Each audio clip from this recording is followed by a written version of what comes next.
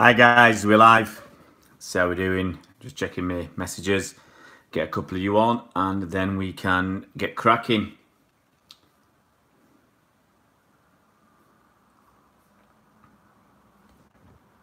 Oh, buddy! There's nobody here yet. Just sang fire a little bit.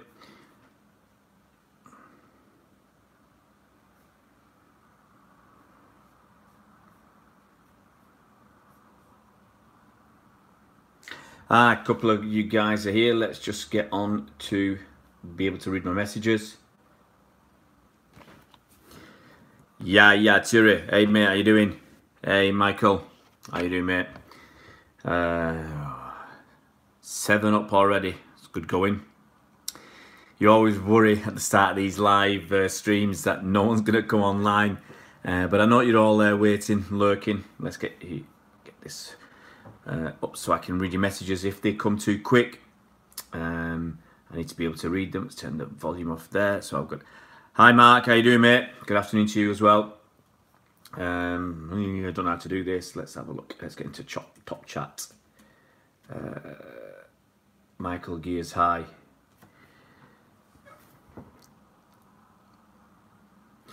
Here we go, guys. Let's get a few more people on. Don't know how long I'll stay on today. I was planning on about 30 minutes.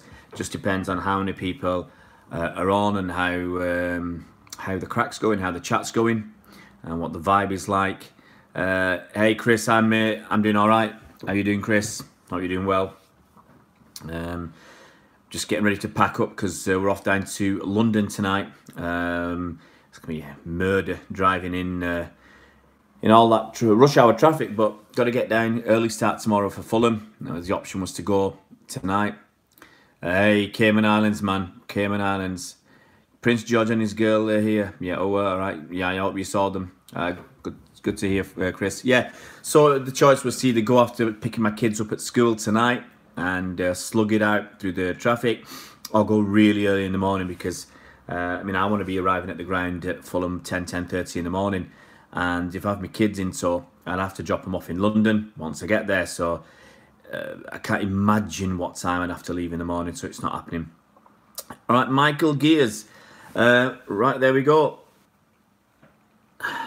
2 questions from Michael. Well, I'll get cracking. There's 10 of you on. We'll get cracking about Gundogan. News has been filtering out for the last few weeks, really, that Ilkay Gündoğan wants to wait till the end of the season before deciding upon his contract extension. Hi, Reese. How you doing, mate?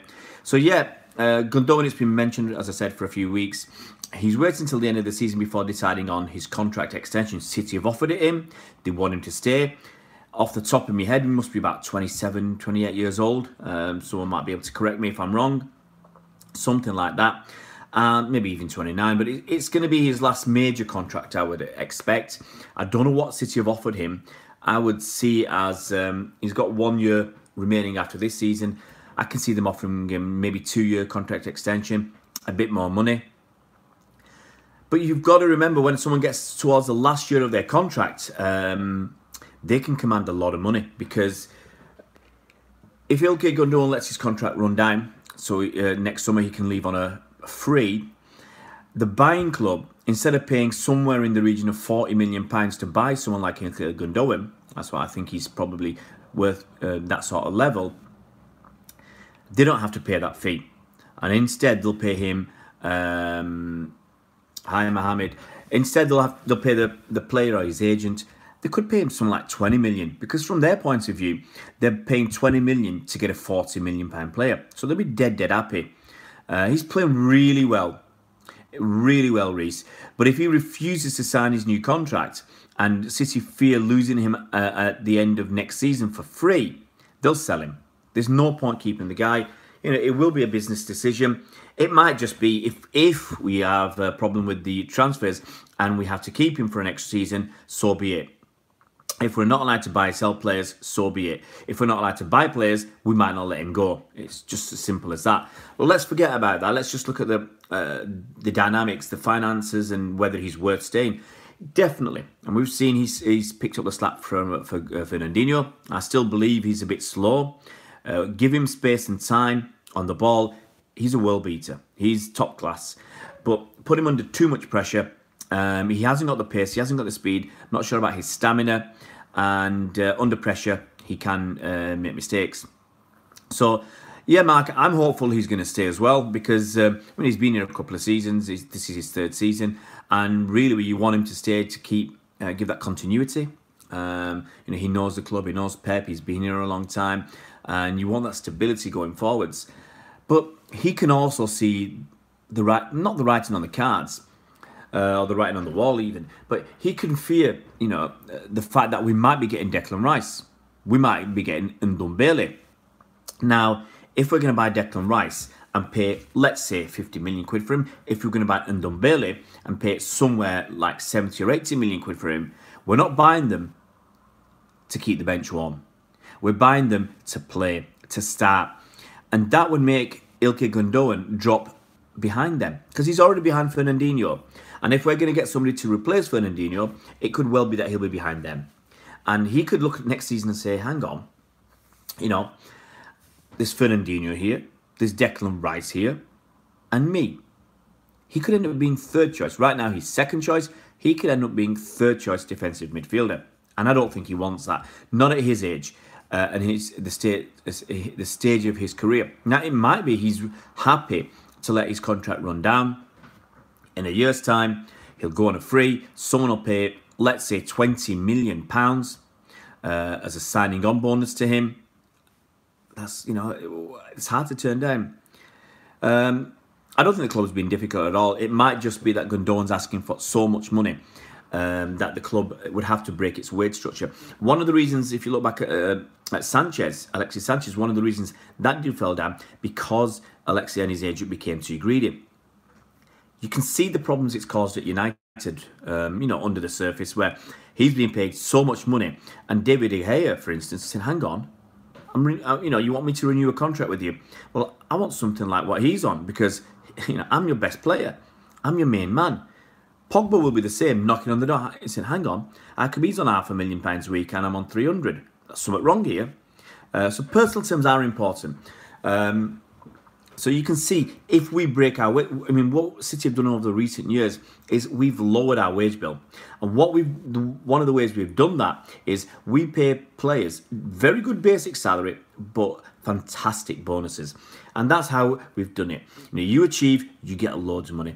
You look at someone like Leroy Sané. When we get new players in now, we're not paying them ridiculous amounts of money. Leroy Sané came in on a reported £90,000 a week. I think Danilo's on £70,000 or £80,000 a week. So young new players are coming in on manageable salaries. Now, if you start off, getting a 20-year-old Leroy Sané and paying him 200 grand a week, that's, it probably is far too much. If you can see some of his dress style, you can see where his money's going. But it's too much money for someone who hasn't delivered, and he hasn't delivered in the past. And he's only 20 years old, has to deliver. So, you've got to give them a good salary, and then, like City are doing now, a couple of years later, renegotiate, pay them what they deserve. Chris, yeah, I'm hopeful that Gündoğan will sign a new contract for the reasons I've given before. Stability, continuity. He knows Pep, he knows the club. He's, as I said, it's a very stable environment around City at the moment. Not too much happening. But money does talk. Let's be honest about it. Let's say City are offering him 150 grand a week. Okay, that's just a number I've picked out of thin air. Let's say Juve come along, like they've done with Aaron Ramsey, and say, we're not going to pay you 150 grand a week. We'll pay you £300,000 a week, and we'll give you a 3-year contract. It's a lot of money. It's nearly £8 million a year more at Juve than at City. Over a 3-year contract, that's 24 million quid. You can talk about tax, but it's about 12 million quid in his pocket, let's say. And if Juve give him a £20 million signing on bonus as well, that's 30 odd million. Will Foden get his chance in Premier League? Because, we'll come to Foden. So this is why it's a very difficult situation for City. To replace someone like Gundogan, you're going to be spending... look what we're talking about. We're talking about 50 million for Rice, 70 or 80 million for Ndombele. So City will also look at it from a business point of view as well and say, for the want of paying this guy an extra 20 grand a week or 30 grand a week or whatever it is, we may lose him for free. in a year's time, and we may have to spend 50 million quid to buy somebody else. I think that really helped Raheem Sterling in his contract negotiations, because he wanted apparently £300,000 a week, and that's one of the arguments I was going on about last summer. You know, that to replace someone like Raheem Sterling would cost City in the region of 100 million quid, and is it better to pay somebody an extra? I think he was asking for an extra, 50 grand a week, for argument's sake, when that's costing you less than 3 million quid a year. Over 5 years, that's 15 million quid. So you might not be happy to pay it, but it's only 15 million quid to buy somebody of Raheem's standards, Raheem's level and potential. That's going to cost you well over 100 million pounds. So City, in the end, I think they met, whether it was halfway or met closer to Raheem's requirements. Obviously, we don't know. If Gündoğan had a really good season, you could get 50 million for him. If he's only got one season left, mate, I think we'd be looking to get anything more than 30 million for Gundogan at his age, with 1 year left. And he does hold the cards. Exactly, Mark. If we don't let him, if we have a transfer ban, then obviously we'll have to reconsider. I'm not sure if that transfer ban is just for incoming transfers and outgoing. But if it's just for ingoing, we wouldn't let him go. If it's ingoing and outgoing, we still wouldn't want to we wouldn't be able to let him go. But I don't think, if we have an incoming transfer ban, City wouldn't want to let him go. I think that I'm quite sure of that. But then the risk is that he leaves in a year's time on a free. The other option is, like we did with the Eliki Mangala, is to give him a nice contract and try and sell him in the summer. And it could be what we offer Gündoğan, to go down the same route. Give him a 2-year contract extension and sell him in the summer. But that has to be agreed with the player. So if he's not playing ball now, and we're at the end of March, we've only got, in all reality, 2 months of the season to go. Yep. Reece, the risk of him getting another really bad injury. Yeah, you get injured, who wants you? I mean, he was lucky that Pep really wanted him. It was his first signing. We signed him even though he was injured. But we'll have to just wait and see now. I mean, like people have said, we're at the business end of the season. It's only 2 months to go. I'm disappointed that he hasn't signed, but you can understand it now. The season's nearly over. He will be getting offers. His agent will be getting contacted by all sorts. Just to see what, and it's in his own best interest as well, his own financial family interest, to see what's available out there. And as I said, if Juve say, come along and say, here's 20 million signing on bonus, we'll pay you 300 grand a week, and over the next 3 years, that 300 grand a week is a heck of a lot of money. It's 15 million a year. That's about 45, 46 million, plus the 20 is about 66 million quid. Now, if City turn around and say, we'll pay you 200 grand a week for 3 years, it's not the same. It's 30 million. Even if they give him a signing on bonus as well, he might get to 35 or 40 million. But, these are staggering amounts of money. Absolutely staggering amounts of money. But if someone's going to come along and, Juve are still looking at it and saying we're saving money because we're not paying the full transfer fee. So we couldn't give him that money. We just can't, because then everybody else will be knocking on the door. If we offered him 300 grand a week, everybody else will be knocking on the door. So you got Sergio Aguero tapping on your door, KDB tapping on your door, Raheem Sterling tapping on your door. And we just carry on like that. Any good player, new player coming in, saying, hang on, we've heard that he's on 300 grand a week. We want parity, we want the same. It just, problems with your wage structure you just don't want. So that's why, we'll wait and see. There's nothing else we can do. I hope he signs, and I hope then we have the more of a decision as to his future, whether he stays or whether we sell him. So that's İlkay Gündoğan. So that's that done. Foden, someone mentioned Foden. He'll get more time next season. I mean, the papers have got to print rubbish, whether it's true or not. Foden wants to play for City. Yes, definitely. He's probably frustrated that he's not playing more, but he'll still give City more time. If you tell me in 2 years' time, he's still playing the same kind of bit part role that he's got now, then I think he'll start thinking about his future. But you've got to remember, he's still only 18 years old. 18 years old. So he's still got a lot of time ahead of him. And in 2 years' time, he'll be 20 years old. So David Silva would probably have gone by then. He may have a much, much better chance. But, I mean, for me, if I was him, it's easy to say because I'm not.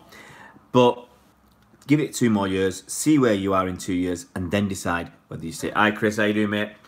Hope you're well. I'm not so bad. Is it money or game time with Gundogan?" Mark, I think it's a bit of both. He's late 20s. He wants to play more. He wants to have more of an influence, and I think it's more the game time.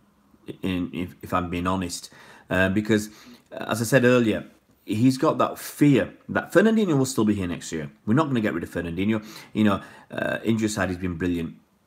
Now, I haven't talked about Wembley yet, mate. Niall, that'll be my next topic in a couple of minutes. I'll wash my dishes, mate, already. Good lad, sometimes I am. So, Gündoğan, he wants more game time. You know, he's in his late 20s. He's had lots of injuries. You want to be out there playing football. And at City, Fernandinho will be here next season. There's no doubt about that, okay? He's so good, even at 34, 35 years old. But we will be getting another defensive midfielder now. If we get a Ndombele or a Declan Rice, we're not buying them to put on the bench. We're not buying them to show off as a prize. We're buying them to play football for Man City. So if we get someone like that, then obviously Gündoğan will feel like he's dropping down to number 3 in the pecking order. If City end up next season switching between Declan Rice and Fernandinho, if we're rotating those 2 players, where does that leave Ilkay Gündoğan? It leaves him with very little playing time in his late 20s. Now, I hope that's what's going to dictate his decision. Gündoğan and Partey, definitely. If there was, if there was no money involved, if he wants to go, let him go. I don't think we'd get Partey for a swap for Gündoğan. Without even looking at Partey's age, I suspect he's a few years younger than Ilkay. Atletico Madrid would probably want 60 million, 70 million for Partey. A transfer ban, well, it might not make him sign. The transfer ban might just be an incoming transfer ban. If it's an outgoing as well, he can still wait another season. So that if this potential transfer ban comes in, he could wait another season and get his massive signing on bonus. But I feel deep down it's mostly to do with playing time. But money does come into it. I mean, the numbers I've given you to you earlier, if he gets a signing on bonus and a massive wage increase, he could earn an extra 25 million over 3 years. Yeah, that's actually right, Reece. Transfer ban would secure his place. But he's still number 2. And he knows he's only going to be number 2. So I think that's got to be a big issue for him. Let's have a quick look at these messages as they're coming through. I'm just going to do some... And just bear with me a second, guys. There. Fingers crossed I've done some tidying up. Deleted Charles, don't want abuse. And Charles has been hidden. If you noticed his comments yesterday, and very disgusting comments, I will add, it's not what we want on this channel. And it's about, we will pull rank. It's our channel. You put stuff like that out, Charles, you will be banned. We said it yesterday. I said it yesterday. I warned everybody. And Charles just has carried on, sadly, like a spoilt child, thinking there'll be no action. Well, he's been removed. He's been banned from the site. Fingers crossed. He might try and come back as somebody else. That's his choice. If we find anybody misbehaving, we will ban you from the site. I didn't even bother putting him in timeout because his comments yesterday were so disgusting. I saw some comments overnight, and yeah, I don't bother with timeout. If you go so far over the line, Charles, you're banned forever. Sorry, guys, for missing the last message. Mark, we have Zinchenko. Yeah, Zinchenko's played midfield for Ukraine. That's where he plays, and yeah, absolutely, Chris, absolutely. Zinchenko, I mean, I've seen a couple of videos, but you've got to be careful. I've always said this. You watch a YouTube video of Zinchenko playing for Ukraine, you only see a couple of minutes of usually good stuff. You don't see any bad stuff. And you've got to look at the opposition he's playing against. So, yeah, you know, he could play defensive midfielder against Burton, for instance, and still look good. Because it depends on the opposition you're playing against. Ismail, don't know what that's for, Ismail. Sorry, mate. Hey, Adam, we're all fine. Now, So we talked, I know, from watching him at left back, he's a defence. Yes, he is, Reece. But what I said about last season with Delph there and Zinchenko there, they're going to make mistakes. But generally, City's attacking play is so strong that oppositions generally don't get at them that much. And they'll make mistakes. You know, they're not left backs. They're out of position. They're sleeping sometimes. You know, they're not sure what to do. They make mistakes. It happens. And we've got to accept that. Ben Mendy, believe me, he makes mistakes at left back. So, exactly, defensive midfield, you can't afford that. But I actually think at defensive midfield, you can't afford to make mistakes.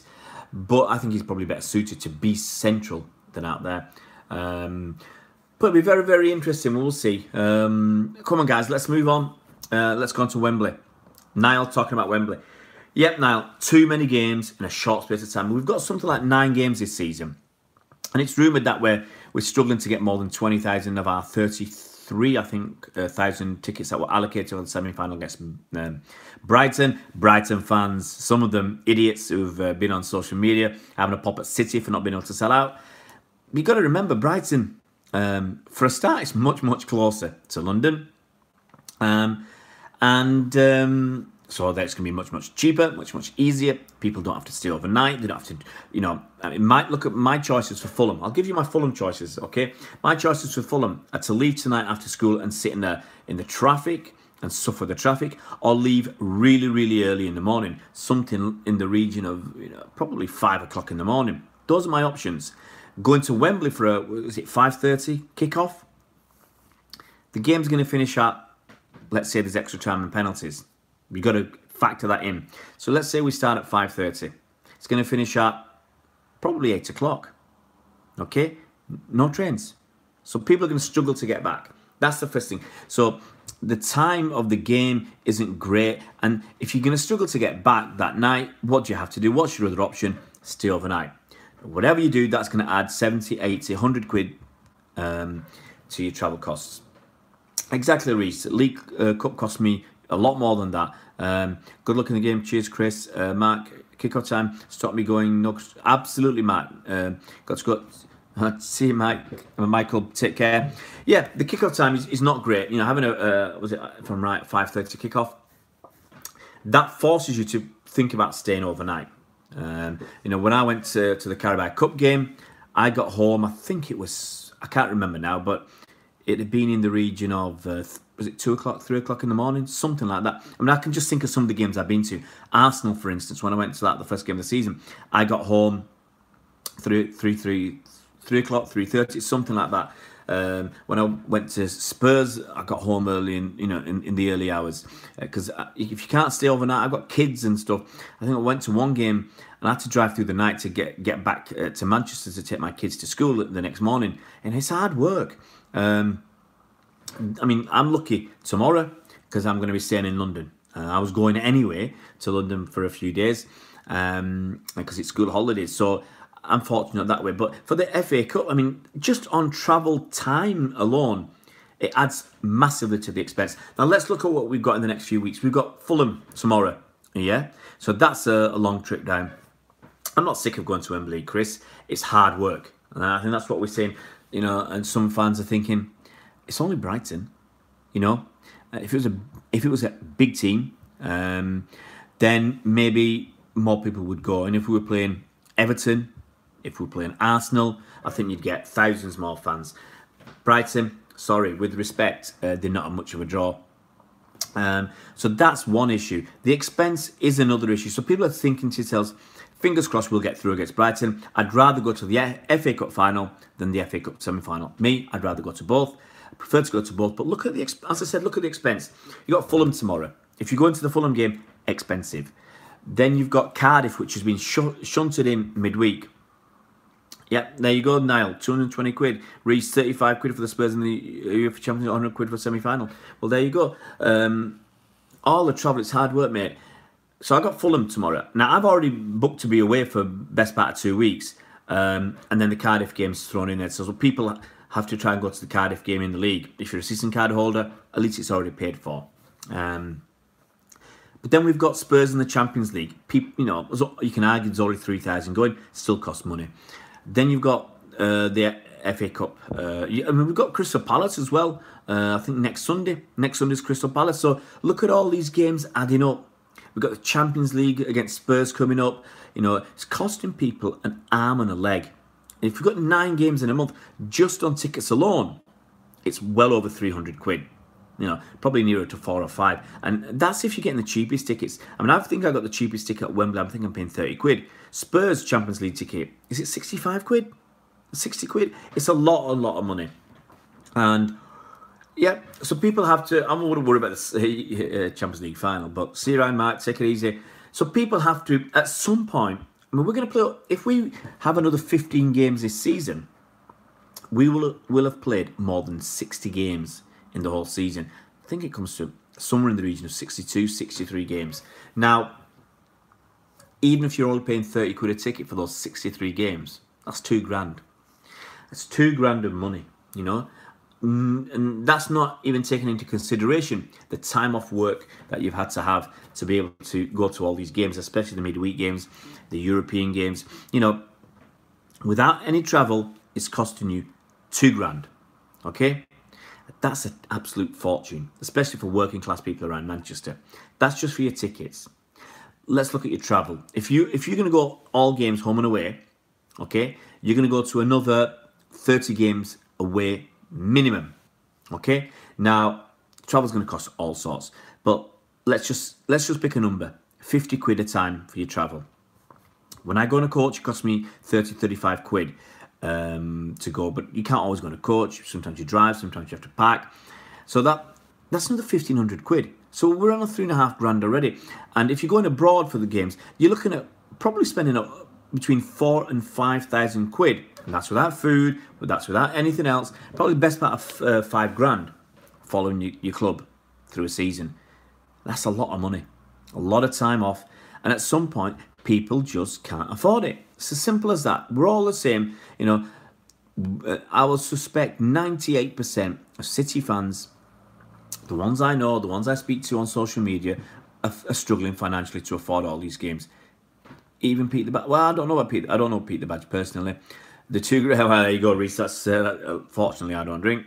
It's safe for me. But all the food I eat, I probably spend plenty on food. When I go to games, I'm having butties, I'm having burgers or whatever, vegan burgers, and butties, sweets and chocolates and crisps or whatever you want to spend your money on.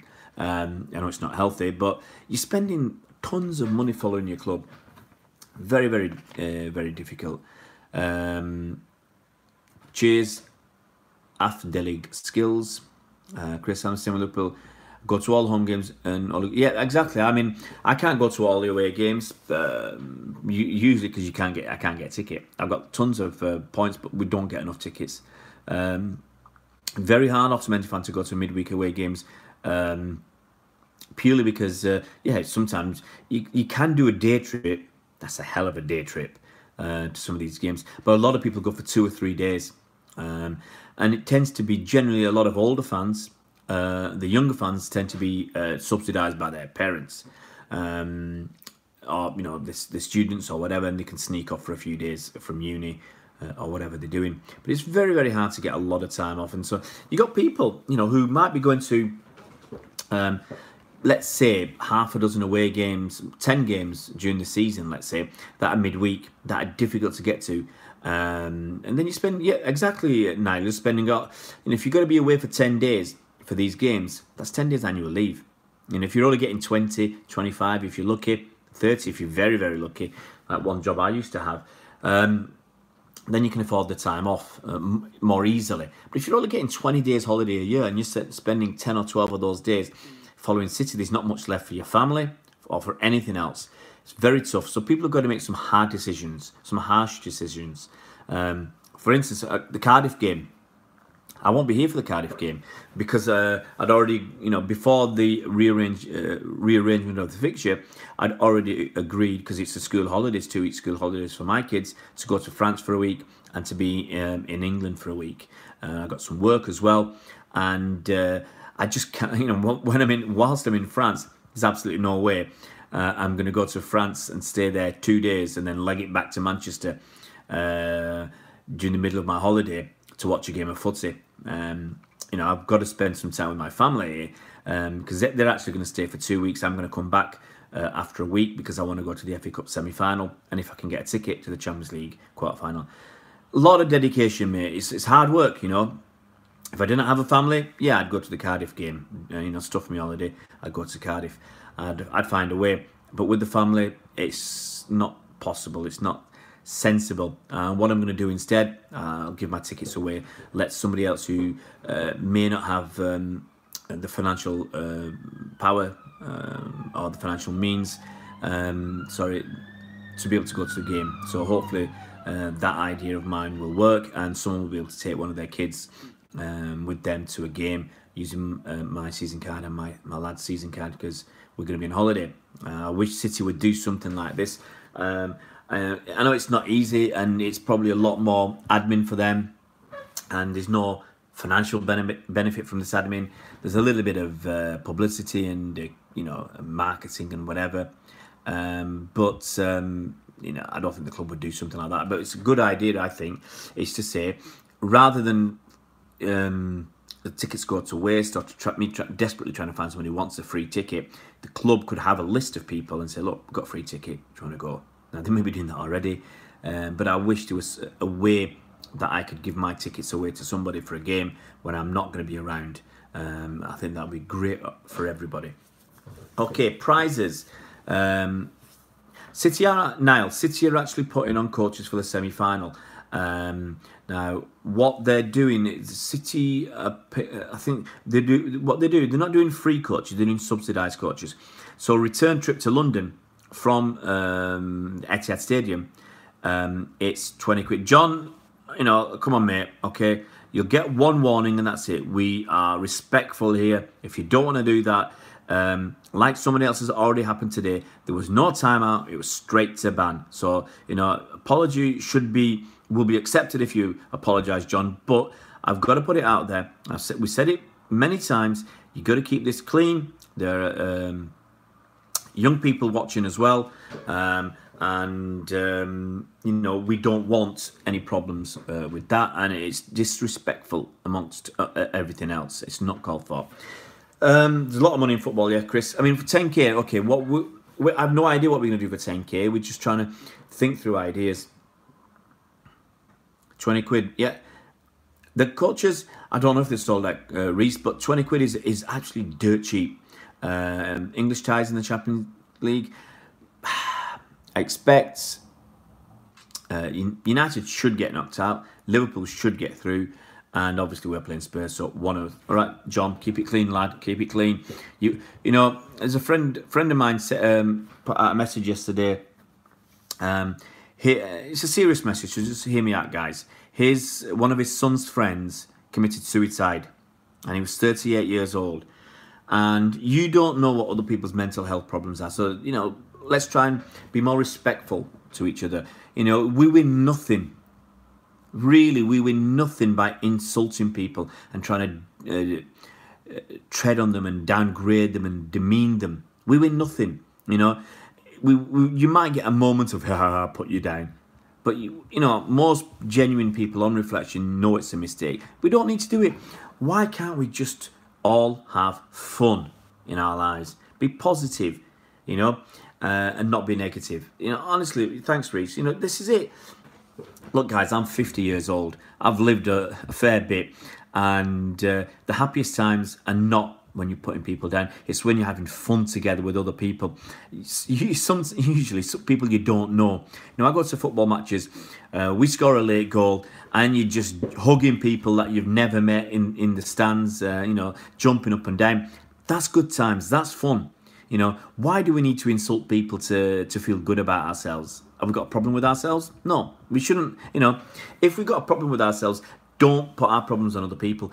Be nice to people. You'll be surprised what being nice to people does to your life, how good it can make you feel, and do it genuinely. I mean, you know, at some point at the end of the season, I'll show you some of the stuff I do for charity. It makes me happy. I get no money for it. costs me money to do some of the charitable work I do, but I get a lot of satisfaction from making other people happy and helping them forward with their lives. There's no point making fun of people all the time. There's no benefit, you know. So occasionally, yes, we're all susceptible to saying things and doing things that we shouldn't, but on the whole, we should try and live good lives. And yeah, if I saw, you know, people, you know, be nice to people, even your enemies. Try and be nice to them, because you never know when you might need a favour returned. Cheers, Reese. So 10k, okay, what are we going to do for 10k? Well, let's have a look what we've done this season. Where we did, I think Andy, we had two of David White's books signed. So David White's autobiography signed by David White. I think we did that. Was it for 5k subs? So everybody who was member of our YouTube channel when we had, I think it was 5k or 3k, whatever. Honestly, sorry guys, can't remember the number. But we had a free draw. Everybody was entered into that draw. Everybody was on public on YouTube, because if you're private subscriber, we can't see who you are. Everybody who was a public subscriber was put into the proverbial hat, and we picked out two winners, and we sent them a copy of David White's, his signed autobiography, free of charge, wherever they were in the world. I think there's one local guy who got one, probably somewhere in the northwest, because that's where you'd expect. We have more fans here. And I can't remember where the second one went, somewhere abroad. So we did that free, absolutely, totally free. And we're running a competition right now. Yeah, hopefully, Mark, hopefully. We're running a competition right now. It's too late to enter. It was a competition for the our fantasy league. And the winner of the Fantasy League competition will win a signed champion shirt. So last season we did the Centurion shirt. We had a champion shirt. It's signed by Pep Guardiola. It's signed by, if I remember correctly, Bernardo Silva and Fernandinho. So we had three signatures. Pep Guardiola, definitely, because I saw him sign it. And I think it was Fernandinho and Bernardo Silva. So we've got three people sign it. I mean, you want more? So that one's going free to whoever in the world, wherever they are. They will get that shirt free of charge. So our prize right. These are not gifts that are given to us. We buy them. You know, Andy bought the books out of his own money. I bought this shirt out of my own money, and I went out in the rain to an event to get get my shirt signed. So that's going to the winner of the fantasy football. We've also got this auction at the moment where we've got these prints of fantastic prints of footballers at Man City, and today I can reveal that all but one have been signed. Okay, now we're auctioning these off for charity. They go into Vincent Company, the charity that he promotes, Tackle for Manchester, which is to tackle homelessness and rough sleeping around Manchester. Now we've got prints signed by Sergio Aguero, Phil Foden, Riyad Mahrez, Leroy Sané, and I think we've got one more. And so I think we've got 5 prints signed, and we're just waiting for the Centurions print, because obviously there's a lot more players. You know, to get Sergio Aguero to sign his, you just need Sergio Aguero. Obviously, to get the Centurions to sign, well, there might be 18 or 20 players. I'm not sure exactly how many we're going to get, but that's the only one we're waiting for to have it signing finished. So if you can go check on our site, as soon as they're all signed, I think Andy will do another video, and we'll put up the current top bids. And I think he said he's going to leave it open for a week or two after they've been signed, and then they've been auctioned off. Now I think the Riyad Mahrez is $100. I think the Centurions is 250 quid. Most of them are between 50 and 100 quid. And if you're interested in any of them guys, you know, go and check it out. So that's what we've already done. So what, you know, give us your ideas. What do you think is a good prize for when we hit 10k? Now, it's not going to be for the person who's our 10,000th subscriber, because that's unfair on the other 9,999 and some of the guys who've been here since day one.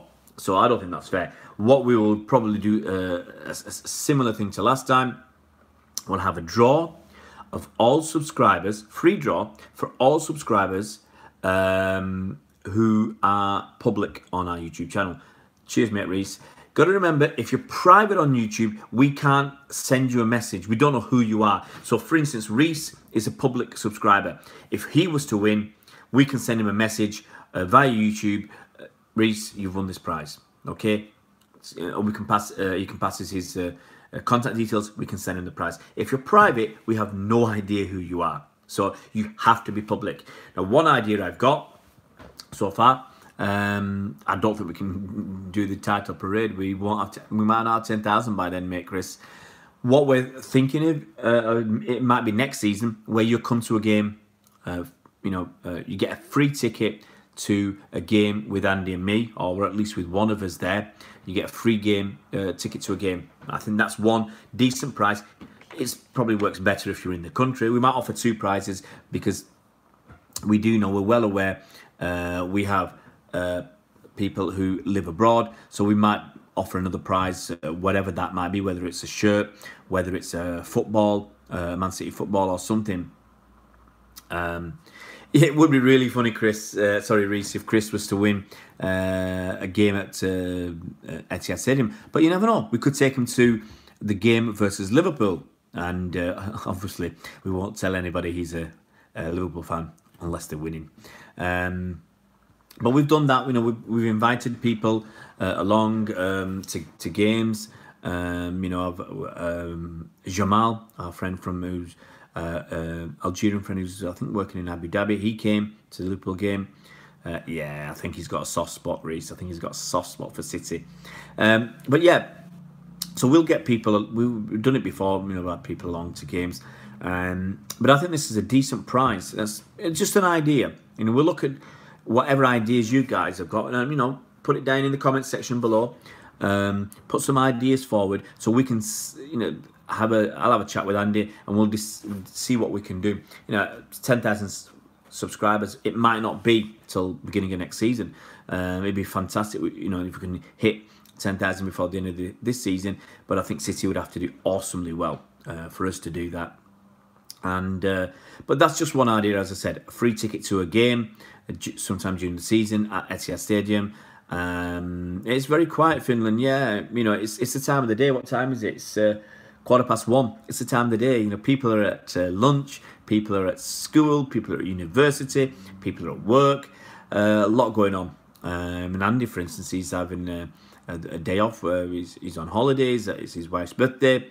Out for lunch. So we're still at school. Yeah, he's still at school. But that's just the way it is.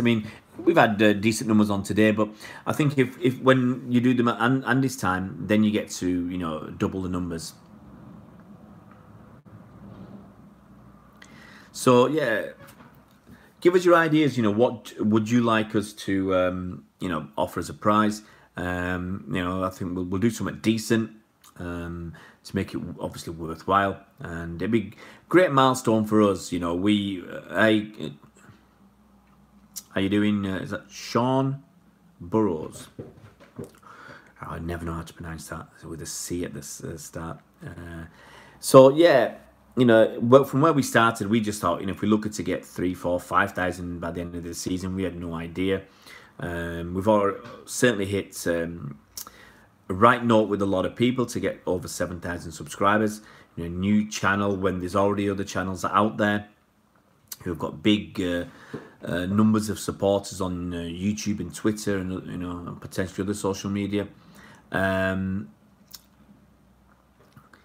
So I think we've done well. Chris, what do you think will be title contenders next season? Well, you've got to expect Liverpool to be up there. They've now seen that if you spend big money, you can challenge. And even though Klopp said he would never spend big money to challenge, he soon changed his tune.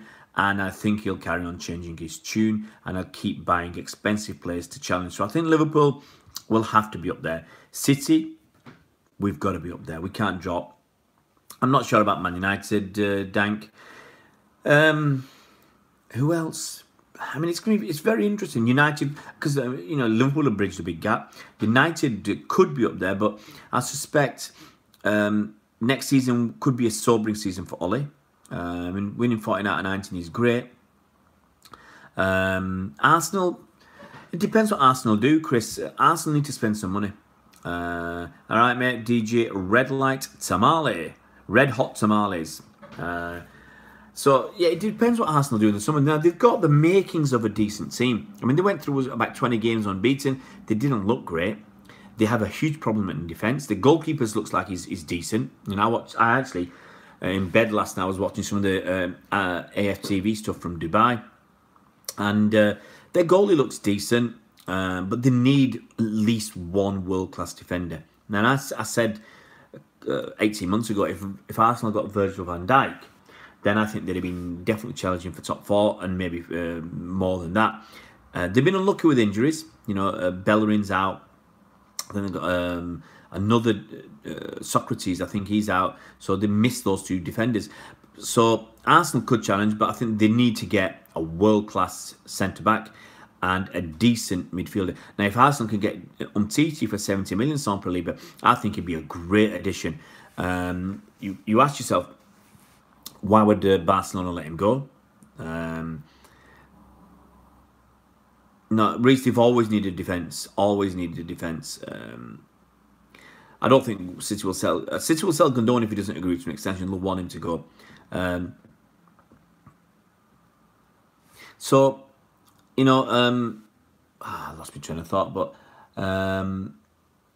Arsenal needed a really good centre back. Arsenal, Mangala. Good joke, Tank. No, Arsenal needed a really good top quality centre back, and they've just not done that. They've taken shortcuts, trying to buy cheaper players to get through, and you've got to question their scouting. You know, Spurs have done well with people like they got from Vertonghen, Toby, and others, and Arsenal have not got the younger players and got them to come through. They've got players who've not gone, you know, improved. They do need a top defender, and if it's 70 million quid, it's whether they're going to spend 70 million quid, whether they've got the money or whether they're willing to spend it. I think it's more the latter, whether they're willing to spend the money. Emery would spend it, but it depends whether Kroenke will spend it, and I really doubt it. Tom, if we get a left back, what happens to Zinchenko? Zinchenko stays. Zinchenko's a very versatile player, and I think maybe he can carry on playing left back in a couple of seasons if he can get better defensively. I mean, why not? You know, he should be able to get better because he's young enough, he's got potential. And you see players who start in one position and end up playing somewhere else. You know, James Milner played mostly in midfield and he's ended up playing a lot at left back. Pep can convert players, and you know, in a year or two, I think Zinchenko could be a really decent left back. I don't think Delph would go. I think Delph knows he's a squad player. He's happy to be here as a squad player. He's never going to be a first teamer. You know, when Mendy's back, Delph will be looking to you and get into the 17 or 18, whatever it is, and 19, 18 players on a match day. Alaba, yeah, why not? Why not, Tom? Chris, I'd really doubt it, mate, because I've got to pick my kids up in 2 hours, and I've got to pack before I pick my kids up, and I get a load of stuff from my wife because she's away already. I've got an absolute shed loads to do. Zinchenko has that potential, Chris. He has it because he's still, 22, 23 years old. He's still very young, and he's not played at left back for too long. Now, I think with a really solid summer behind him, Ukraine are not playing anything this summer, if I remember correctly, and a good pre-season, a lot of work at positional play. He could make it. Absolutely, Reese. I think City are happy to pay Delph's wages, whatever they are, 100, 120 grand a week, because he's versatile and he's happy to stay where he is. So, yeah, you know, I think Delph and Zinchenko will stay, more than likely. I don't think, you know, that's a worry for me. FFP, if we haven't even been charged yet, Tom, City haven't been charged up for anything with FFP, okay? Now, if they're charged, then they have to be found guilty. That's the first thing. All it is an investigation. I can't see that investigation being concluded before the summer. So that gets us to next season. And so, you know, that makes me not worry as much. And you can see, if you read the FT, which I read a few days ago, UEFA seems to be backtracking, trying to water it down because and let owner have more owner investment. Exactly, Reese. The journalists, not just charges, just found us guilty. They want us banned. So, load of rubbish. Yes, I'm going to the semi-final Extreme Elite 26. I'll be down. I'm actually going to Fulham tomorrow. Going there tonight, and then on Sunday I'm going over to Paris, and then I'll be back late at the end of the week for the Brighton game, and I'll stay in London if I can get a ticket for the Tottenham game, which I can't at the moment. I said I'll go in the Spurs end. I said I'll wear a Spurs shirt. I really want to get to that game, but those tickets are like rocking horse shit. No one can get hold of them. You know, I saw one ticket someone offered the other day, and that went just like that. I'm, you know, on various forums. I'm on Twitter and Facebook begging for a ticket for that game. You know, I'm gonna be there anyway, and I really want to watch that game. Yeah, Extreme. I couldn't get a ticket at Spurs. I think more than likely you'd have to be either a season ticket holder or have some history buying with Spurs, and I don't think they'd take too well to my local postcode up north. Although I can get someone to get me one local postcode down there, but we'll see. Carl, how you doing, mate? Rice is not good enough. Right now, Rice isn't good enough. Danilo said he broke his shin bone on Twitter in a car accident. Well, I'll slap my head if that's happened, you know, hold my head in my hands, because that'd be an absolute shame for the guy, because I think he's been good, very good, when he's played for us at left back, right back, DM, wherever, centre back, wherever he plays, he puts in generally decent. See, Rice is only 20 years old, if I'm right, 20 years old. So right now, no, he's not good enough. Absolutely no way. In 2 years' time, he might be bang on. You know, my wish would be for him to get another year at West Ham, get that under his belt, play the full season, then come to City. But, you know, who knows, we might, transfer ban might be in the future, a lot of ups and downs, and it could just be, if we don't go for him now, somebody else will. You know, there's rumours United have got £200 million to spend on Declan Rice, Wan-Bissaka, and others. Rice only turned up this season. Exactly. You know, you want a bit more than one season. Oh, come on, Dan, get it right and get me worried about our lad Danilo. But yeah, United, as I said, apparently were tempted to spend 200 quid on Sancho, Declan Rice, and Wan-Bissaka. That might cost them more than 200. But, you know, if a lot of teams that are in for these players, it's going to cost a heck of a lot of money. Chris, all right, mate, see you later. No, Tom, Sancho's a kid who's making his way in life, making his way in football. He's got no affiliation to City. City were a stepping stone, if so to speak. He came from Watford, came to City. He's going for wherever the money stroke, challenge stroke, opportunity is. And if that's at United, I think it's a mistake. I think he's doing well at Dortmund, but I think if he goes to United, the pressure will be immense. And I think that's one season too soon. And if they offer him 200 grand a week, that's a problem for them. Yeah, absolutely. He's still got a lot of friends at City. I don't think that's going to worry him. You know, if United come along and say, here's 200 grand a week, it's going to be hard to turn down. There's no way he's on 100 grand. I have no idea what he's on. Maybe 60 grand a week, 70 grand a week. Nope, Ali, the FA Cup semi-final won't sell out. Extreme, it depends on if we get a transfer ban. I think we want a DM, so that's going to be, you know, the two favourites are Declan Rice and Tongi and Ndombele. Left back, maybe Ben Chilwell, but it may be just Ben Mendy and Zinchenko. If it was me, I'd get a DM. I'd get another attacking midfielder, maybe a striker. Somebody can play attacking midfielder or striker, and a left back. So left back, DM, and striker stroke attacking midfielder. Phil Foden calling, gotta go. Take care, guys. They've been on. See you guys.